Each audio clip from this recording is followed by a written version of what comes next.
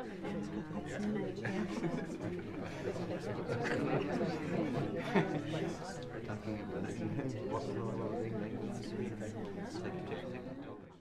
evening, and thank you so much for joining us at Dream Right Center for Community Arts for our community conversation about queer safety.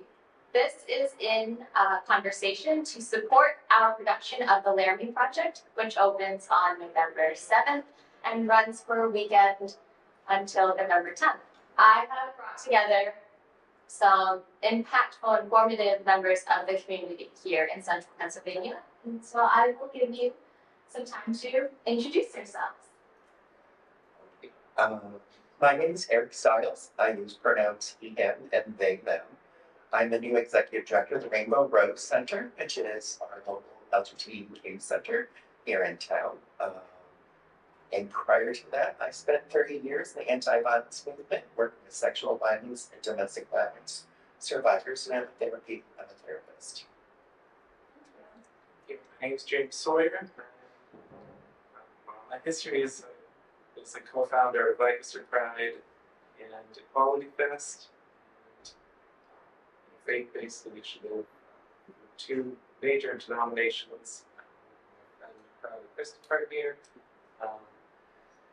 I currently am the manager of government affairs for the Art of Pennsylvania. I am Kathleen Busberg. I am the current PFLAG president of York chapter. PFLAG is a national chapter for, it started as Parents and Friends of Gay and Lesbian, and it has grown into a support group for all LGBTQ community members and their family and friends. I've been the president for 3 years and a member for 6, when our daughter came up to us as transgender. Good evening, everyone. I'm Carla Christopher, otherwise known as the Reverend Carla Christopher. I use she or they pronouns, and I'm the assistant to the bishop for Justice Ministry for the ELCA, sometimes known as the more progressive branch of the Lutherans, and then also holding standing in the United Church of Christ and the pastor of Heidelberg United Church of Christ in downtown.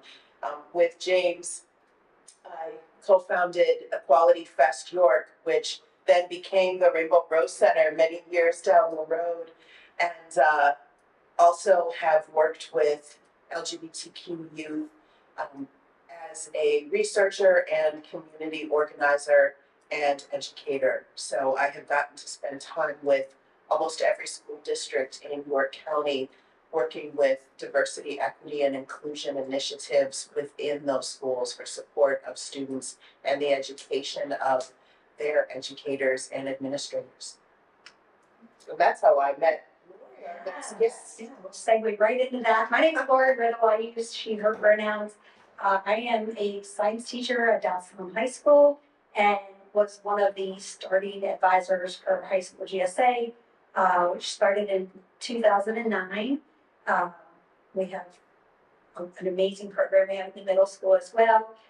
Over the years, I have, gotten to love the support in York, and Carla, yes, has helped me many times in the high schools and with Leadership for Diverse Schools. I ran that program for 3 years, which is a Leadership York initiative. And I'm just excited to share some things about what's going on in school and how we can keep our students safe. Hi, I'm Rob Anderson. I'm the director for human rights production of the Laramie Project. I was a volunteer and board member at Common Rose up in Harrisburg, which was for LGBTQ plus youth, and they merged into something that I could not tell you the name of now. But and so I've been working with youth ever since. Great. Thank you so much, and thank you so much for showing up for this conversation. I just want to start from just right off the bat. Anyone of you guys can answer. It's very informal. When you hear the phrase queer safety, what comes to mind? What comes to mind for you? Well, I know that along with being Rob rostered leader, my main areas of training do not just involve here's vocabulary and here's history, but as a former caseworker in my first life, so I'm excited we have a therapist on the panel where a lot of the statistics are really coming out for us is the incredibly higher rates of mental health challenge that anti-trans or anti-LGBTQ laws and policies, particularly in our schools and school boards, depending on what the policy is and what kind of supports are available, the numbers, the statistics and data around higher rates of death by suicide and suicide attempt, depression, substance abuse. So when I think of safety, it's about how are we able to protect the mental health of our young people, because the way that they are physically being harmed is often by their own behaviors or the community's behaviors towards them as a result of the effects of a lack of community support. And I was also on the York City Human Relations Commission as a commissioner and commissioner for the Pennsylvania statewide LGBTQ Commission. And we worked a lot with local municipalities on laws and protections. And what most folks don't realize is that hate crime laws, bias protection laws, they do not go through the police force like regular crimes, even if they're protections. They go through the Pennsylvania Human Relations Commission, which does more mediation, and the burden of proof is on the person. So the need for support, not just in getting protections, but in how they're enforced and the stress that causes. It's what does community support look like to help keep people safe physically, mentally, emotionally, spiritually. And if I can go with what you're saying, especially, it's the idea of like you can all envision a scales in front of you. Each child, each of us have a set of scales in front of us. And our identities are tied into that. So I'm openly gay man with HIV. So it kind of tips the scale a little bit. There's some challenges. With each identity, some of those challenges are brought on by myself and just lived experiences, but the majority of them are brought on by our communities. So on Sunday's rhetoric, for example, against our Puerto Rican community, that pushes the scale down farther. It becomes less safe in the community that we're all living in. It starts tearing apart those bonds because we otherize each other. And youth are acutely aware of that. When it comes to us as adults, we can go through a whole day and go, I had my coffee and didn't talk to one person. It's a great day, right? But when we're youth, you know what is going on at Sarah's house, at Michael's house, at Rebecca's house. You know everything, and everything gets tied together. But when you start othering, and you start saying, there's something different and wrong on you, it pushes that scale down. And that scale that I ask you to kind of envision in your head is how you kind of keep balanced. How do you go through your day? How can you manage your day's stress? And each time someone gets otherized, it doesn't have to be you. It pushes on that scale because it removes that person from those community bonds that we're with. So when I think of safety for a community, I start with our bonds to each other and how we become safer. And like the Reverend said about suicidality, about mental health concerns, that's a real factor. In the last 4 years alone, I have helped individuals 9 who have taken their lives by suicide and their friends. I should say I've helped their friends and loved ones. And these things rip things from our community. And since I'm an old queer and I have HIV, I remember what it was like when we went through this before. They're ripping lots of members from HIV and AIDS. And what, ironically enough, a lot of my peers and I are talking about that have survived the epidemic is how much there's reminiscence with the rhetoric and the otherizing that's really causing that heightened state of what is going on. I can't predict my world. I can't predict people's responses. We used to have a Dallastown guide where we could tell what gas station we stopped at, What bookstore it's not that, what restaurant. We don't have that anymore. But instead, you see a lot of very conservative, very homophobic and transphobic statements in the community that you drive in. Just drive across through our county. And you know, this topic really encapsulates physical safety, mental health, and the freedom from discrimination, especially in public spaces and institutions. You know, in the US, LGBTQIA individuals experience hate crimes at disproportionately high rates. So, for example, FBI data shows that nearly 1 in 5 hate crimes target someone due to their sexual orientation or gender identity. And my question for anyone is, why do you think some people deny the prevalence of hate-motivated actions against queer individuals?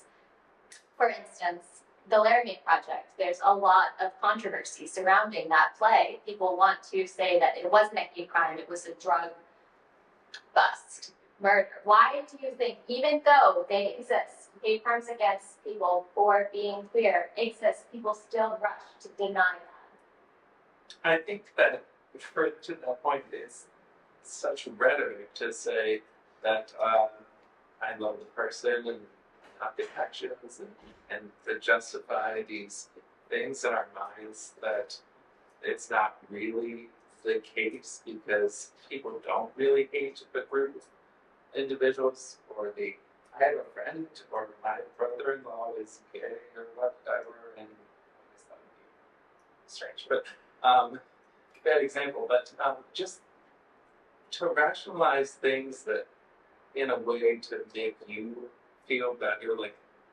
that's not happening, is just way too prevalent in all of our ideologies and demographics across the board. Well, and the church can be very good at this, that we have been blaming victims. And this is true in mental health fields, in public safety, all of which I've done a lot of work with. There is still that existing belief that to be part of the LGBTQIA community is a choice. And all of the science, all of the data, that when we look at the brain of a trans person on an MRI, a CAT scan, seeing where's the electricity lighting up, those brains look like the brains of the gender that person knows they are in their heart and their soul, not with who they were gendered at birth to be or what was on their birth certificate. Our gender is here, even as our sex might be down here or chromosomally determined. And I think a lot of if they didn't dress that way, if they didn't act that way, if they didn't choose to identify or live in that counter society way, then they wouldn't be targeted. So it's their fault if they're the subject of that because of how they acted or expressed themselves. It's not because of who they are, it's how they chose to act. And don't we say that about it's what the woman wore, it's where a person went after sundown, it's what kind of people they were hanging out with, or how someone had something to drink they should not have, instead of let's talk to our communities about not being violent, full of bias, or causing hurt or harm to others without accountability. Those statements is a choice. Yeah. Hate is the choice. Your identity is not. And all the minimizing that comes about and all these conversations and the rhetoric are there to make that choice easier. It's there to excuse away bad behavior. And the more it happens, the more people choose to hate the other. Well, why do you guys think that queer existence is still so politicized? You know, why do you think that just being yourself and living your authentic life is still such a politicalization of yourself? Maybe you don't want to be political. Maybe you just want to be yourself. I think politicians, I think society as a whole, we always have to have a root to hate on. And just happens to be our time. I mean, it's you look back at groups throughout history that were so persecuted and still are. But I mean, it's become a really great it's been a great rallying cry to induce fear into people. Oh, you know, like political ads where certain parties are going to allow the schools to send their children for sex change. We don't have time for that, I'm just saying.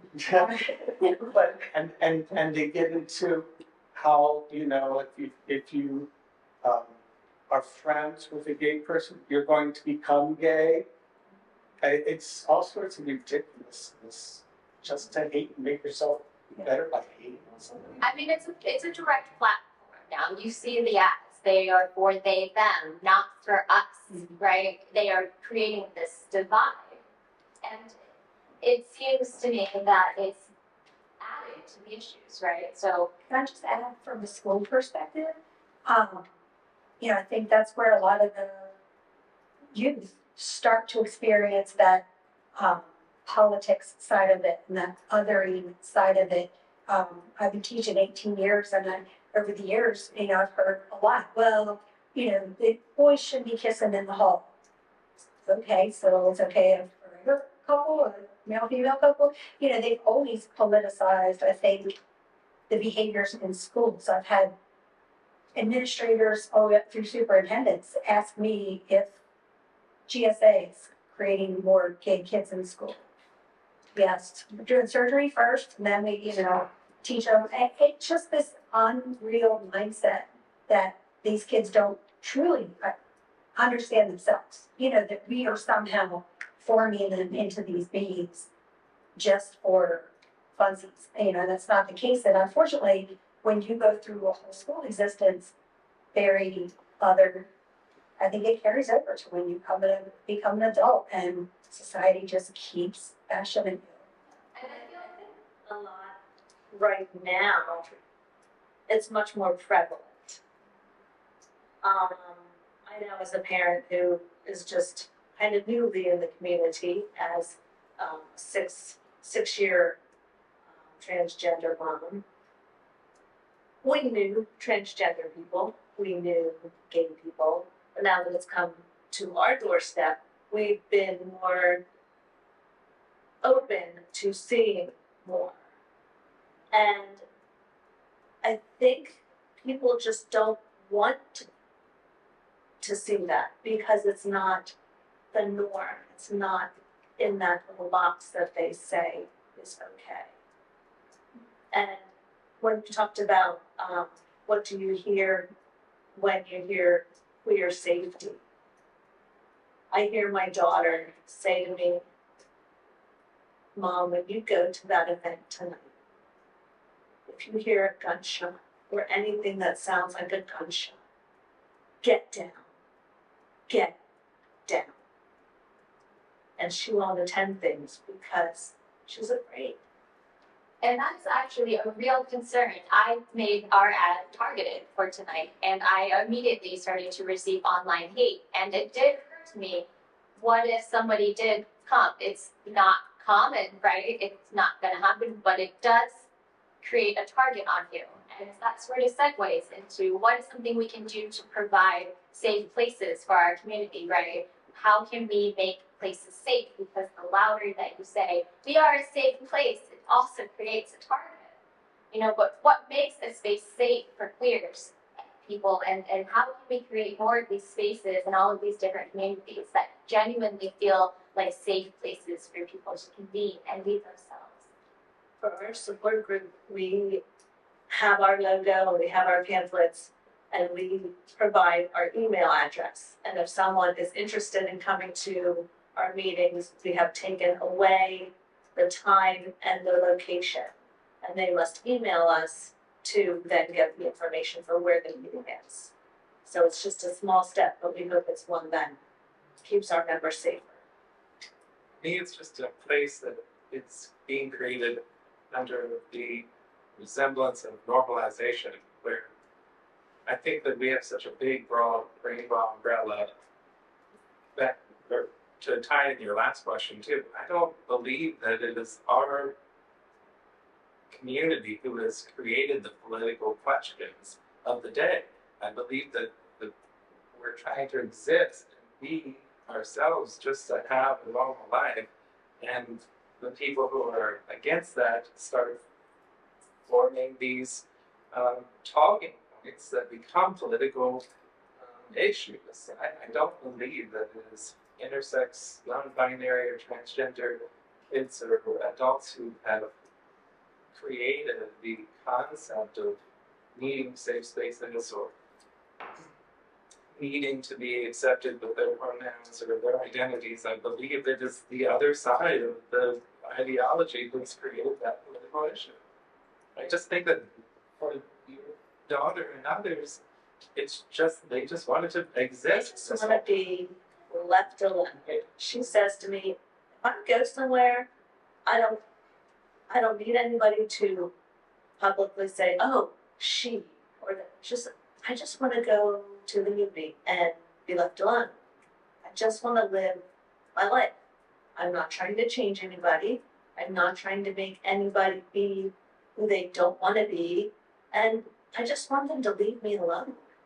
Or when you decided to start the GSA, I know that there was an article back in one of the papers by you, or was it your idea to start the GSA? It was not. I was hired at Dallastown, and we have, of course, like a student newspaper.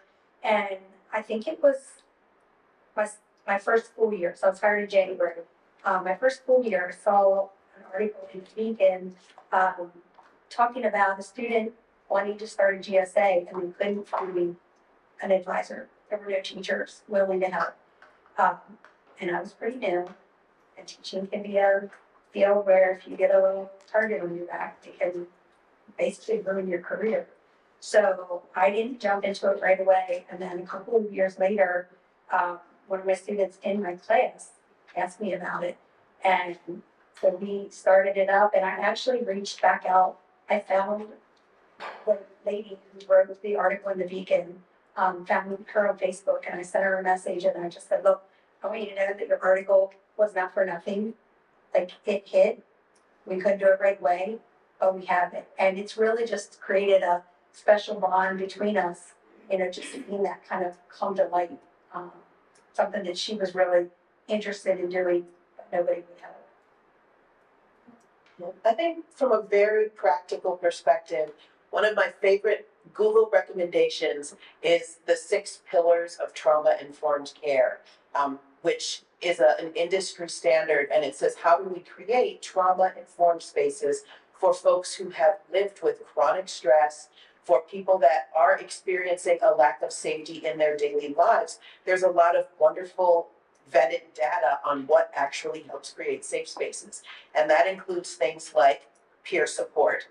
So having the availability of groups like PFLAG, having GSAs, having places like the Rainbow Rose Center, which part of their main programming being peer support groups. One of my favorite Pennsylvania, and I know I've seen several of the faces in the audience there, there's a group called Silent Witnesses that just shows up with obvious rainbow umbrellas, and for folks having to make that crossing from the parking lot into the Pride Festival, into the event or the funeral, they don't have to do it alone. There is someone who is willing to publicly declare themselves either a friend, partner, co-conspirator, or ally that is willing to go with them. If we don't have to do things alone, it makes it easier to do. Another is physical safety. And so doing things like choosing familiar spaces where you can easily park, where you know how to get out and where exits are, where you know how to use a restroom that you're not going to be questioned for using. So clearly labeled gender neutral restrooms, name tags so that you know who is who, and using things like pronouns, putting those on email signatures or Zoom name plates, making sure that you know who might be an ally. And we've done that even in our congregations, putting rainbow banners up, putting stickers on doors, letting people know that this is at least a place we will attempt to be safe, along with peer support and physical safety, things like being aware that being LGBTQIA is also an intersectional issue. So are there issues around race, around ability, accessibility, making sure that we are practicing cultural competency across the board. But in the community organizing world, we talk about raising awareness, that if it doesn't affect you personally, a lot of folks just don't know what the issues are, where the lack of safety is. In Pennsylvania alone, the number of folks who don't realize we still haven't been able to pass the Pennsylvania Fairness Act. We are not a protected class as LGBTQ folks. We do not have the protection. We can still be kicked out of our house. We can still be fired from our jobs. Title IX workarounds are the best protections in schools that we have. Raising awareness of how people can get involved helps build safety and identify allies as well. And then so does education. Having events like this, having other places step forward as allies willing to hold education spaces, and putting that money and that representation behind it. People don't trust churches, but when they see a big rainbow slathered queer lesbian pastor get up in that pulpit, the odds that they can come worship there and be safe are much higher. So representation also matters. And from your point, I just want to also point out, we're coming up in years of COVID, and that plays a role in what safety means for a community right now, safer. We're coming up in heels of large sections of our country with police brutality in our communities. So how do those play a role in safety? One thing that plays a role in how we provide everything Reverend said, I'm a trauma-informed therapist, understand it. But it's those foundational housing jobs. If you don't have those aspects, no place is safe. If you don't have food, no place is safe. Because you have all these basic needs that you have to now manage, which puts you at a higher risk for making riskier choices because you need something. You need to get your needs met. And it might be throughout those comfortable places you know. It might put you in other institutions that have a historical bias against you, whether it be your race, your gender identity, or sexual orientation. And our community is heavily hit by that because we represent everybody. And so in our communities, when there's waiting lists for housing for 2 years, what's that mean when you can't pick where your housing is going to be? How safe can you be? So we can create some safer places in our institutions, our places of worship, our community centers, and we can be out in the community. But the public also thinking about those kitchen table ideas and policies need to take that into account and how that plays a role in safety. If you don't think about what it's like for a queer kid who is maybe on the femme side, going in and finding no school lunch because they don't have money at home and their parents are upset with them, then you're missing the whole point on how to be safer. We have some autonomy up here. We have some privilege up here, and we can do things that we need to spend that privilege on. So we create safety for others. We have to think really basic too, because COVID has impacted our community. And the ways in which we communicate with each other has become more siloed, more isolated, more virtual. And that creates a vacuum. All it takes is to get in one of those spaces where people tell you you're worthless to get stuck there. To technically answer your question about the difference in Pride events, I would say there is some positivity there. We started Lancaster Pride in 2008. We had to fundraise and spend a massive amount of money on fencing to fence the space in, because we were going to need to charge admission to make sure that only people who wanted to be there were going to be there, right? And also to hire police, mounted Lancaster police on their horses, walking through into silent witness, had to be there to make sure, because there would, for at least the first 2 years, a massive amount of protesting outside of Lancaster Pride. And when we created a Quality Fest, and I see Hanover and a lot of Pride picnics and parks, we had an open space, but Carla and I had deep discussions on, do we make this a Pride event or do we make this something more inclusive and talk about equity for all types of people and demographics that are suffering and have disparities and stuff. So there was movement, but we still had to think about safety and what was going to create the best space and opportunities. So. Well, a Quality Fest was a Quality Fest because it was formed around the passage of marriage equality in Pennsylvania. So our mayor at the time married 6 couples in the center of Cherry Lane Park in the heart of downtown New York. And it was the first time for most of these folks, because it had only been a couple of months, that anyone had ever seen a same-gender couple be legally married in public. But it was shocking how much response there was in the New York community. We started by closing down a couple of blocks, and then it was 5 and 6 blocks, and then it was alleys out to the street. There is often more support than we might anticipate in the fear that we lead with at times. And so proactively seeking who are our allies, that's community organizing work as well. Who are the potential allies? Who are the partners? Who are the clinics, the libraries, the spaces that are excited about education and learning? Who are the schools and academic institutions and nonprofits that have more experience than you think? And so marriage equality ended up bringing together faith communities and family groups. And we ended up having all these folks that all we had to do was give them a job. They didn't know how to get started. And we said, here's a place and a time. Here are tasks for you. Here's the education we need. Here's some financial support. Can you make sure there's food and clothing so that if people need to come and get gender affirming clothes or snacks, if they need help with transportation, you can do that. They are organizing brains on and just remove barriers. What are the barriers to participation? What are keeping people from getting involved? And then find the allies and start assigning the work. And that's one thing the good people of Pennsylvania, I say this as the granddaughter of a Hershey farm boy, we will show up if you give us a job. Give us the chance. Yeah, and having these visualized, like seeing queer people in the community living well is foundational to the success and the happiness of the community.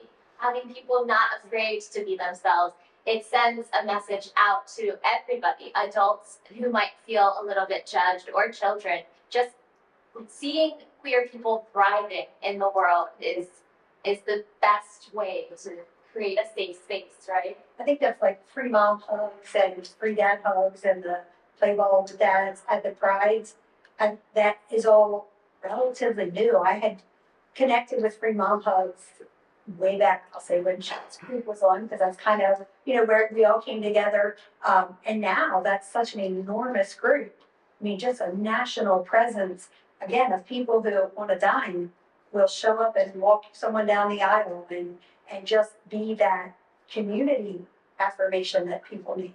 So this is kind of going back to something that Eric touched upon, but let's pivot to queer youth, right? So for queer youth facing unsupported home environments, what resources or advice would you offer?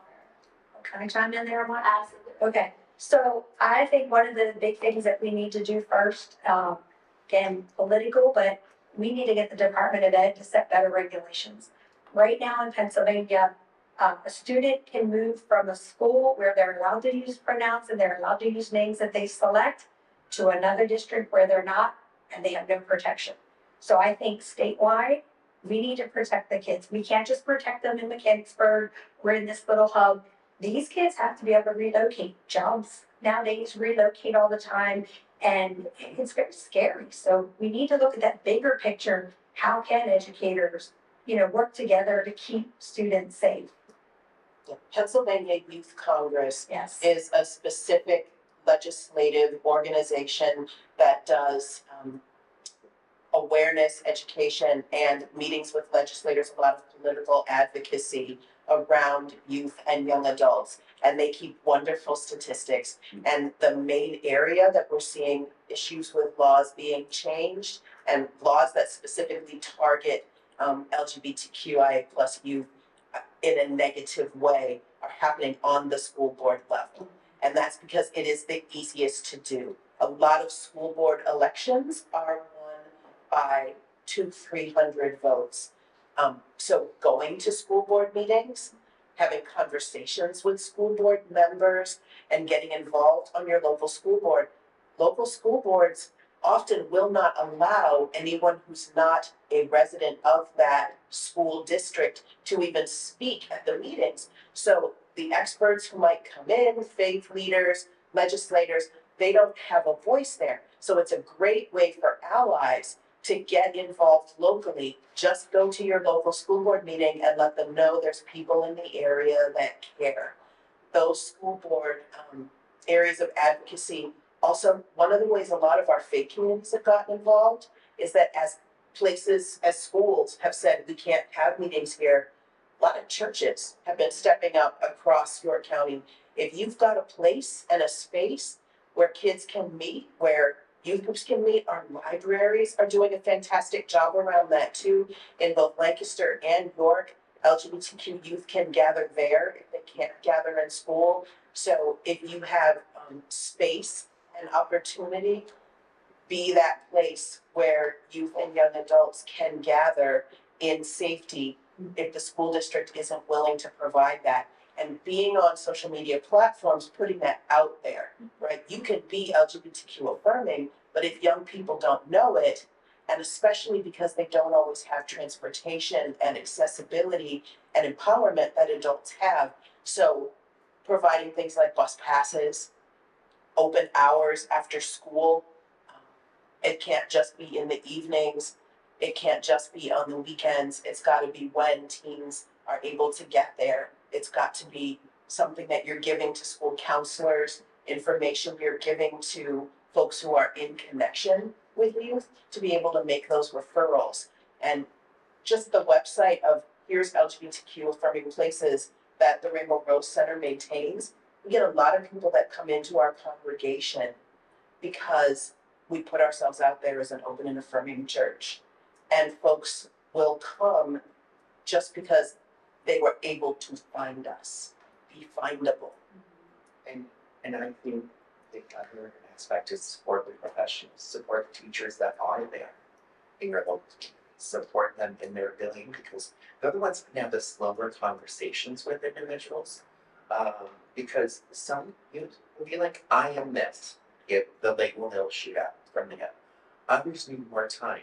Others need more space for that, and it's usually teachers and counselors in that school that need your support in the community. So supporting them is really, really key to be able to provide that support, because they're one of the few outlets beyond religious outings to their faith organization, family takes them to, or possibly libraries, but that's even dwindled. So supporting the teachers. So let's add real quick, social media. In the last couple of years, there have been groups that have popped up for Northeastern School District Allies, Eastern School District Allies, Dover Allies. And they're all groups that I'm a part of, and I can tell you firsthand, I've been to board meetings where they may not have been able to speak, but parents, friends, family showed up in support, and you pack a board meeting, that makes a difference. Well, this all brings a really good point, is that we're talking about schools and we're thinking about the kids, but the teachers as well, and that's a conversation. It feels like, how out can a teacher be? And, there's a lot of things that can go wrong, right? So them just saying who their partner might be, right? Dressing a type of way if they want to wear a skirt. It can imply things, and they can receive a lot of backlash from the community and from the parents. They could lose their jobs. It creates a really unsafe environment for that adult who wants to be that affirming person for those children in the schools. So what can be done, about these teachers? How out can a teacher be, and how can we support these people? I think it depends on, I think it depends on where, district perception at that time. Like I would say right now in the district that cut holes in the bathroom, that's probably a little bit dicier to, really be kind of standing up to that. From my experience in 18 years in the school, I know there have been teachers who have waited till they got tenure to share their experience or put a picture of their wife on their desk because they just didn't feel like they could say it without risking their job. So some communities are better with that, but there definitely are some that I'm sure there are teachers that don't have that ability. A lot of the teachers I work with do add pronouns, to our signatures, and so far, that's not been questioned too much by anyone. But yeah, I mean, I definitely think supporting teachers in all districts, not just the ones that are kind of feeling good right now, is something we need to think about. James. I was going to say two things. Without the Fairness Act, no employee is safe Right. in Pennsylvania. So until that gets passed, Can you just keep up? What is the Fairness Act? well, the Fairness Act is legislation which will die again in a month and have to be reintroduced for next session, but it adds protections for certain demographics like LGBTQ plus umbrella that are not covered in the PA Human Relations Code. Sorry. So language that protects it for public accommodations, workplace, housing, employment, etc. But also, my daughter's a teacher, and she just lived this experience. She was a rural, her first teaching job, her master's program was in rural school district in Adams County, and the schools use CNN1, which is an educational resource. One of the interviewees on some subject, completely not related to queerness at all, was transgender. That student went home, and one of her students went home and told their parent, the parent told their friend at the school board went to administration, and down the line until my daughter gets harassed by her building administration regarding this, and now they don't want to use CNN1 anymore because if somebody who was interviewed about a subject matter was transgender person. So she's left. She's now with the New York City School District. I'm proud that she's there as an affirming teacher, and shout out to all affirming teachers who do the things that you're speaking of, because it's wholly important to have, and for me to hear that she's having students come to her between classes, on breaks, and after school and stuff, just to have certain conversations. I will say Rainbow Rose Center is working real hard at connecting all the GSA advisors in York County to provide a more umbrella resource for all of the advisors, and either bring some kind of youth program to York. Right now, a lot of the schools, if they want to do some kind of youth LGBT programming, go to the LGBT Center of Central Pennsylvania. And Rainbow Rose is right on the ground trying to bring some of that back local. Well, that's people like York and Rainbow Rose are trying to collaborate to get a adult and youth meeting set up where parents can meet in one location and youth can meet in another location, because oftentimes parents are taking their kids to these meetings and they need some meeting time themselves. So we're really trying to, both of our programs are going through some corporate changes. Right. Okay, some growth changes. So we haven't been able to fully connect and get that off the ground, but we're hoping to do that real soon. But in terms of what can we do, this is the invitation for allies, right? There is not a single social justice movement throughout history that has been successful without the partnership of allies. Not the women's movement, not Black Lives Matter and racial justice, not disability equity, not any justice movement. We need the dollars, we need the bodies, we need the voting positions, we need the places in executive leadership, we need directors and lighting folks and people willing to mount this play so that the presence of LGBTQ folks can be lifted up in community. Everyone involved with this play is not part of the community because there's a lot of specialized skills that are needed to make this happen, but it's what gets the message out. And for me, there were years that as I am in the Lutheran Church, which has been around for 500 years. 500 years.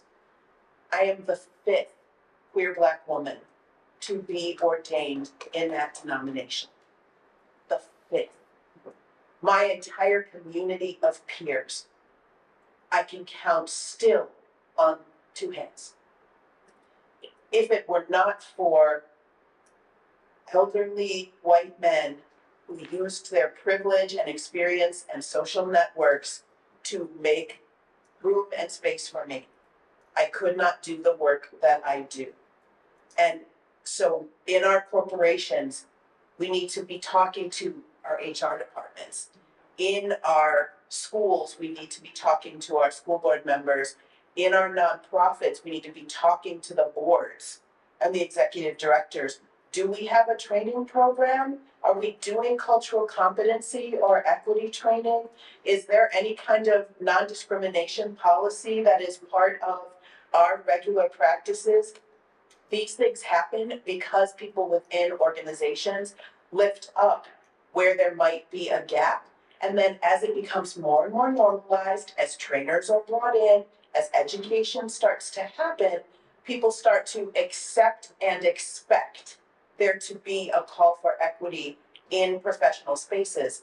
And then it's like, well, we can't do this in a school, can we? We can't be doing this in a youth center or a community center, can we? Because I know this would never fly in my job. I know this would never fly in my school. I know this would never fly in my church. So it's not just in schools that we need to support the teachers. It is across the board. Where are you planted? What organization are you a member of? Are you an ELK? Are you a Mason? Are you, wherever you are a member and wherever you're working, there are people who make decisions around the policy and procedure and practice, the 3 Ps, all of which should have equity and LGBTQIA plus specific language of protection as part of that core language. And you can be the voice in those spaces with a lot more safety than an actual LGBTQ person perhaps can. So talk to us, ask our advice, what we need, not about us, without us, but then be the ally to start the conversation and encourage the reaching out to partner with trainers and educators and community centers that can offer those resources. Allies must start and keep the pressure on for this work to be successful. And I go with your outline comment. It's so important that you educate yourselves. And education, so Dr. Loretta Ross, if you don't know her, researcher, she's in a lot of civil rights, is to not be a perfect ally. You don't expect perfect allies. You'll make mistakes. Go through education, learn more about it. And then when you learn more about it, don't zero in on the nearest gay person you know, work fearful, you know, like ask questions about it. We're already consumed with it. Find the people, professionals who've stepped up to answer those questions. There's no dumb question anybody can ever come to me and ask me. Not one. Ask me all those questions. We're here to field them. And then use that education, because all the allies that have moved things forward, they chose to become educated and actually look at that outcome and how that feels and resonates with themselves and their community. And then you're going to make mistakes. Everybody makes mistakes. It's what you do with those mistakes that counts. A perfect ally always has me suspicious. I'm just going to be honest, I'm 100% real with everybody. If you say you're a perfect ally and you've read every book and you know everything there is to know about HIV, I automatically, that triggers me as a human being from the community to go, there's some stuff here I'm going to have to work through, right? We're not expecting perfect. No one's expecting perfect. It's how you make through those mistakes. I mispronounce words. I forget people's names. I do a lot of mistakes in one day, 100 at least. It's how you make up for those and do those. Like my grandmother always said, it's what makes you a human. It's not being perfect. So when you think about how we support our educators and how we do these steps, there's 2 steps forward, 1 step back. But recently, it's against our community has been 4 or 5 steps back. So we need to take a few more steps forward. But we're going to make some mistakes collectively so we can talk about that and have open, ethical communication not using buzzwords at each other, not using all of these things to attack each other on how we do this work. There is accountability, yes, in how we do this work together and the support of our community. But it's not about who's the perfect person. I didn't come in here going, oh, who's the one that's the gayest person up here that I have to compete with, right? It's not about that. It's not about who's the perfect outline. We're in this together. My little part of the pie that I know 60% of a good day. I know. There's still a lot that I don't see about myself, about how I fit in the community, and I have to allow grace for that with everyone else that I come in contact with. And that's the expectation that I hope that others can have with me. Allow the grace to know that you don't have to be perfect to know everything. No, I had, it may circle back to your place about allyship as well. But I think community theater is another place, a safe place. And I know here at Dream Rights, we push it. You know, you should all feel safe to be yourself here, you know, and respect each other. It doesn't matter what the color of your skin is, what your sexual identity is, what your pronouns are. None of that stuff matters at Dream Rights, right? And it has been a beautiful experience for me to be a part of this theater, because through every show, whether it's working behind the scenes or in front, it's like you meet so many different people. I mean, directing Laramie Project, I think about 40%, 50% of cast and crew are part of the LGBTQ plus community, and the rest aren't. And everybody said the same thing. It's so important for me to be a part of the show, to get the story out. And I find that I can tell people, oh, my husband, and I'll say, I'm my husband without any fear. And that's wonderful. It's wonderful. This is a safe place. And I'm happy to say that I think in most theaters, but Dream Rights really, they walk the talk, you know, and it's wonderful to see from the staff on down. So I really thank Dream Rights for that. Is there data somewhere about how many queer kids have been saved by the arts? Because I really feel like that data is out there somewhere. I wouldn't be surprised if it is. Yeah.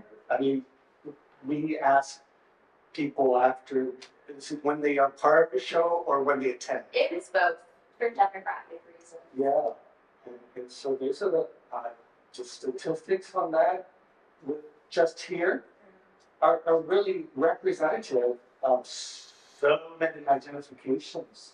So it's great. And I think that touches upon when you're younger, right? And you get to know yourself and you have a quiet story, you want to express it to yourself with the arts and the creative, everything can help provide that language for you, right?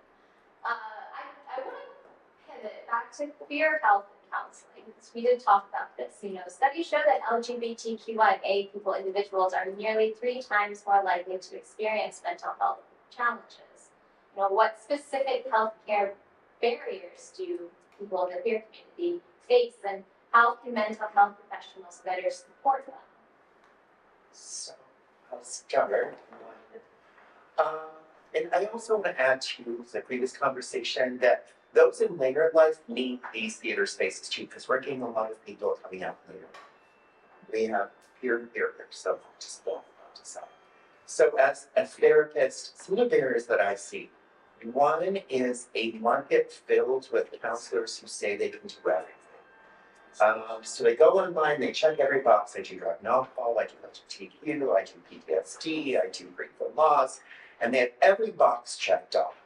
In doing so, they do that because the company they work for, or because they had a training in school, and they're not exactly equipped for it. When I went to grad school for my therapy degree, I was the one who ended up talking about queer spaces. I ended up talking about HIV. We had 2 paragraphs talk about the HIV pandemic and the effects on our community, the death and loss and grief.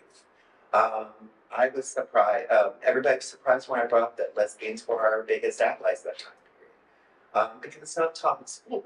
When it comes to sexual violence and domestic violence, you'd think there's a lot being taught to counselors and therapists. There's not. That was about another couple of paragraphs. So there's not enough education, so that creates a barrier. Because every time someone comes in, there's the same stereotypes in the head of that therapist, and there's the same responses that the therapist sees culturally. So what is ever on TV, they bring up. So I hear a lot of, in my career, I've worked a lot with individuals who've gone to therapists and had problems with therapists. Really admit that, and sexual violence and domestic violence victims. So what I hear is, oh, I went in, they all I want to talk about, I went way enough with Schitt's Creek. And that's great if you're with your friend. It's not good if that's your therapist trying to figure out the same plan for a house that's abusive, right? So some education, there's lack of training and supervision from our community over these therapists that create barriers. Then there's health insurance. A lot of health insurance doesn't cover those things. And if you're youth, your parents are notified.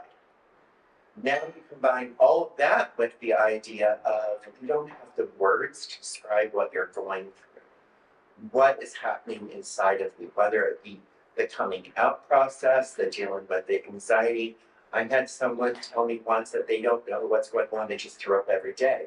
As they started talking, they told me that their family was abusive and didn't want them because they were gender nonconforming. Their job, they got harassed every day, they had to wear a baseball cap to budget up for the job. They would stop at certain gas stations and not other gas stations because they got beat up before at gas stations going to work. They live in a small apartment that is on the more economical side, and their neighbors were anti them. So they lived in an environment where every place they touched, whether it be home, family, or work, was being attacked. And they couldn't have the words to talk it out because all they came in for was they told me, I can't, I just keep throwing up, and they told me I need to see a therapist. Because they're in survival. So that creates a barrier. And I would love to say that even though, because I go back to Common Rose, I used to be interim director there when I was in grad school. Things have shifted for the better. However, these areas with mental illness, I'm going to say it, I don't feel they've shifted necessarily towards them because those effects are still at play. Well, I can attest to that. Our daughter is searching for a therapist. She had a therapist. They had to leave their program and their practice because they had a family member who was ill and they needed to care for. So she just got completely depressed again and said, now I have to try and find somebody again, and I have to tell my story all over again. And for somebody who it's so hard to talk about, starting over from the beginning, explaining yourself, telling everybody, telling this person your deepest secrets, your deepest hurts, it's just draining. Our daughter will go to a therapy appointment, she'll come home, she'll go right to bed. We may not see her for the whole next day because she is emotionally and physically drained. So we are in the process of trying to help her get established with a therapist because she wants to go have surgery. Well, to have that done, you need to be in therapy for at least 2 years before they will identify that you are capable to have that surgery. And it's just such a process to find a therapist who is actually LGBTQ aware, not just the box checked on the form, and somebody who actually can identify and help your child understand, why do I feel like I should dress like a 14-year-old instead of who I am at 30?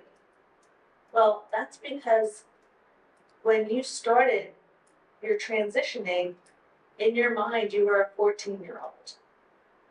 And that's kind of where your mind has gone to. Well, they need help understanding that. I, as a parent, have some counseling background, but not what my daughter needs. And luckily she has my husband and I who are very supportive. And, you know, not like the parents who say, this is who you are, you need to leave. But we still cannot give her everything she needs. And it's just frustrating as a parent, and it's devastating for these kiddos who need help. It sounds like there's a huge barrier in terms of having the skilled people to handle these things. As a practical resource, there's a healthcare center that's up in Harrisburg called Alder Health Services. Before 2020, there was one doctor in York County who was able to do hormone injections, gender affirming care.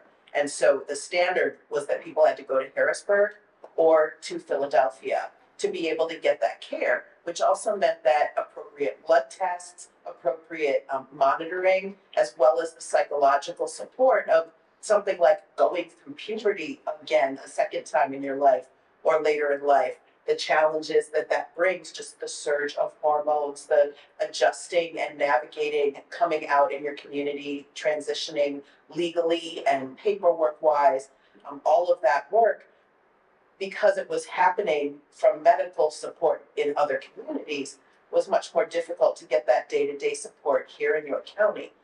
In the last 5 years, especially because of the advocacy of allies, educators, and part of the LGBTQ orgs, PFLAG and Rainbow Rose Center have been a huge part of that. There are more doctors that are trained. It is still true in virtually every major medical school across the country that LGBTQIA plus inclusive healthcare is an elective class. It is not required for doctors, therapists, etc. And I'm just gonna name it because it is my faith-based duty. Every single psychological organization, National Licensing Board, has said that any type of conversion therapy, any type of try to make someone straight or make them not LGBTQ is not only ineffective, it is actively harmful.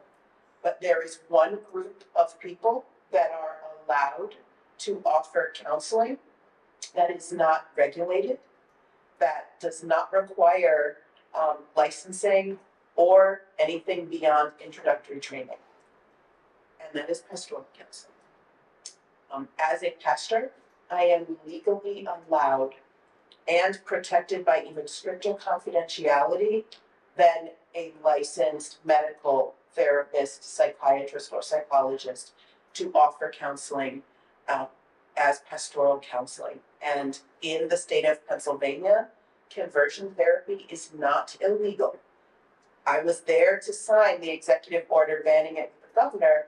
That executive order bans state money from going into conversion therapy. It is banned in York City. And so in York City, we can report to the York City Human Relations Commission if someone is practicing, whether professional or medical conversion therapy, but that does not cover pastoral counseling or care. And it still doesn't go to police, it goes to the Pennsylvania Human Relations Commission or the York City Human Relations Commission for investigation. So being aware that conversion therapy is, along with the Pennsylvania Fairness Act, the other big area of advocacy where to preserve the safety of queer people, we need protection from minors whose parents still have the ability to put them into this involuntary type of therapy to try to un-LGBTQIA plus them. That's a huge issue that remains in our community. They don't stay in Spain either necessarily. So they start in the community, but they can send their children to states like India that have more conversion therapy boot camps, and it's brilliant. Other states have implementation boards where they send individuals to. So in like New York City has that ordinance, but Hanover doesn't. Hanover's the next largest city in New York. York City is the only municipality in York County. There are 72 municipalities, 72 separate governments in York County, and only one has banned conversion therapy. In every other place, it is still legal. And that's something really, you don't often think about, is that there are so many municipalities in New York and they all can do whatever they want. They're all governed, which is where local government comes into place in local elections. So we are going to take a short break. Thank you so much for this first half. I hope that you enjoyed it out there. We'll come back and you'll have the chance to ask questions if you have it. Thank you so